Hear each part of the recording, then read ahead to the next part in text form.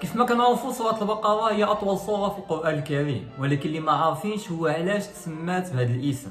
القصة كتبدا في عهد سيدنا موسى عليه السلام مع قوم بني إسرائيل، ومن ضمن القوم سيدنا موسى عليه السلام كان واحد الراجل كبير في السن، واحد الراجل اللي عجوز، وهذا الراجل كان عنده بزاف ديال الأرزاق وبزاف ديال الفلوس، يعني هذا الراجل هذا كان غني، وفي نفس الوقت ما كانت عنده لا زوجة ولا أولاد ولا حتى واحد اللي يورثو من غير واحد ولد خوه، وكان هذا ولد خوه فقير بزاف وما كان عنده حتى شي حاجه، وكان ديما كيتسنى العم ديالو غير فوقاش يموت باش يورث منه دوك الفلوس ودوك الارزاق باش يرجعو حتى هو عنده الفلوس ويعيش واحد العيشه اللي مزيانه.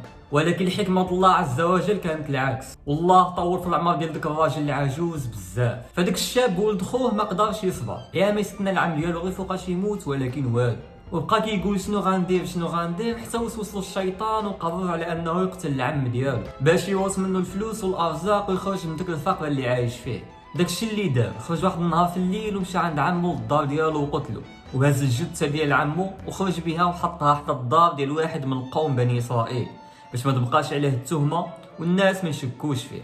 صباح الصباح والناس شافت الجثه ديال الراجل العجوز مرميه، وجا تا ولد خوه وبدا كيمثل قدام القوم على انه بريء، بدا كيقول انا باغي القصاص ديال العم ديالي، يعني باغي نعرف شكون اللي قتل عمي.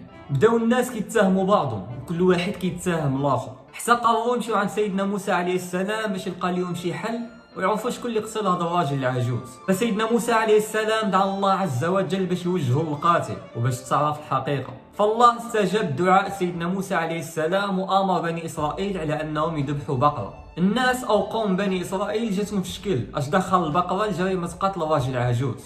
هنا بني اسرائيل بداو كيستهزئوا بزاف بسيدنا موسى عليه السلام، وهنا رد عليهم سيدنا موسى كما قال الله عز وجل في القران الكريم، قال اعوذ بالله ان اكون من الجاهلين. فبني اسرائيل بداو كيسولوا بزاف على هذه البقره، مثلا شنو هو الوزن ديال هذه البقره، واش هي صغيره او لا كبيره، وكل ما كيزيدوا يسولوا بزاف كل ما الله عز وجل كيزيد يصعبها عليهم. فالله امرهم يذبحوا بقره تكون ما صغيره ما كبيره، يعني تكون متوسطه، وايضا تكون اللون ديالها صفراء فاقعه اللون تسر الناظرين، وايضا زاد صعب عليهم الله عز وجل امرهم على انها تكون ما كتشتغلش في الاراضي، يعني تكون هذه البقره مكرمه عند الصاحب ديالها. هنا بني اسرائيل بقاو كيفتشوا بزاف على هذه البقره حتى جبروها عند واحد الدري صغير خلاها لباه في الورث ديالو، وكانت هذه البقره هذه عزيزه بزاف على هذا الدري. فالقوم بني اسرائيل عياو يحاولوا مع هذا الدري ويقنعوه على انه يبيعها لهم، ولكن هو ما بغاش. هنا مشى القوم بني اسرائيل عند سيدنا موسى عليه السلام وقالوا ليه راه حنا لقينا هذه البقره، ولكن الصاحب ديالها ما بغاش يبيعها لينا.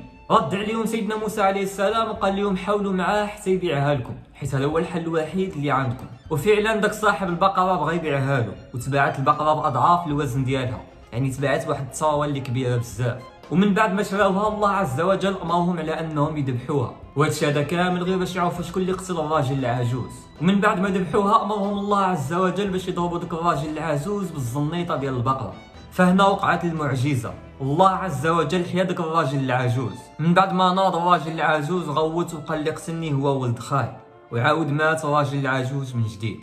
ومن بعد قوم بني اسرائيل قرروا يديروا القصاص وقتلوا داك الشاب حتى هو، وهذه كانت من بين اكبر المعجزات اللي شافوهم بني اسرائيل. فهاد القصه تعلمنا على اننا نطيعوا اوامر الله وما نبقاوش كنسولوا بزاف. وثاني حاجه تعلمنا هاد القصه هي البر بالوالدين، كيف ما شفنا داك الولد الصغير اللي ورث البقره من عند الاب ديالو وبر به حتى الله عز وجل رزقه باضعاف الوزن ديال ديك البقره. وايضا كتعلمنا هاد القصه بواحد الحكمه شرعيه اللي كتقول من تعجل الشيء قبل اوانه عوقب بحرمانه.